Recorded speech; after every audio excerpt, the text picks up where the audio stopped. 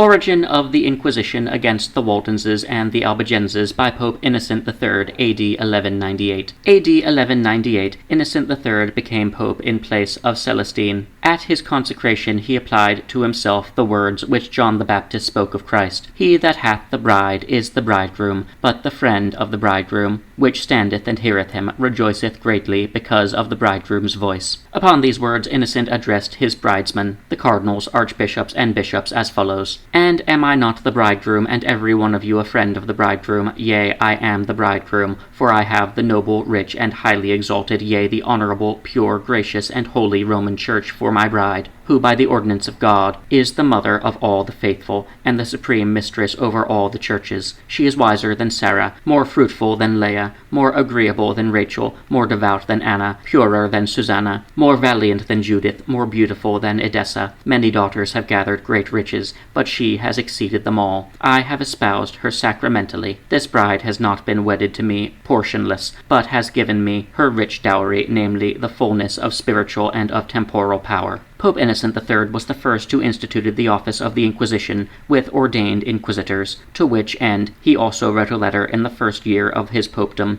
on the 1st day of April, to the Archbishop of Occitana, in which he greatly complains of the enemies of St. Peter's shiplet, as he calls it, and then speaks as follows: We desire that you and your fellow bishops by your prudence shall guard the more vigorously against this malady, meaning the doctrine of the Waldenses and Albigenses, and oppose it the more strenuously as you see the more reason to fear that the sound part of the body may become infected by the disease, lest by such contagions which spread gradually like a cancer, the minds of the faithful become infected by a general corruption. Therefore we send you brotherly love, and charge you the most earnestly by this apostolic letter that you do your utmost to exterminate all heresy, and to banish from your province all those that are contaminated therewith, and that against them and all those who are contaminated therewith, or have any fellowship with them, or who are openly suspected of having familiar intercourse with them, you do not only exercise all the rigor of church discipline without intervention of appeal, but also, if necessary, subdue or punish them by the power of the material sword, by princes, or by the people. On these words the papistic commentator remarks in the margin, Up to this time no inquisitors had yet been sent or appointed by the Pope. In the same month, namely on the 21st of April, 1198,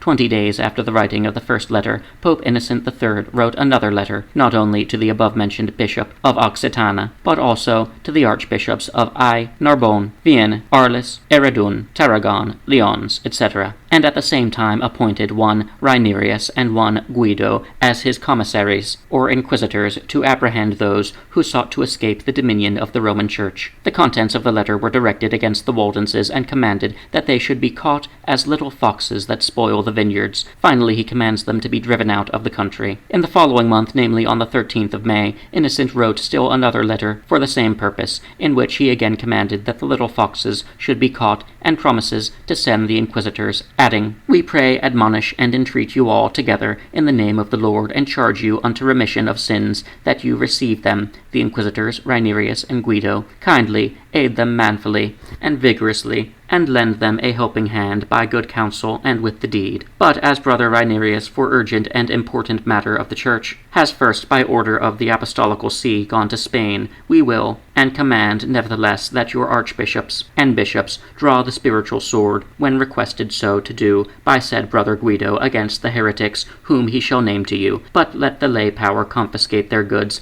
and banish them from the country, and thus separate the chaff from the wheat. Furthermore, to all who in this great difficulty which now threatens the Church shall faithfully and devoutly assist her in maintaining the Christian faith, we grant the same indulgence, pardon, or remission of sins, which we have granted to all those who go on a pilgrimage to St. Peter's or St. Jacob's Church, given at Rome, on the above day, A.D. 1198.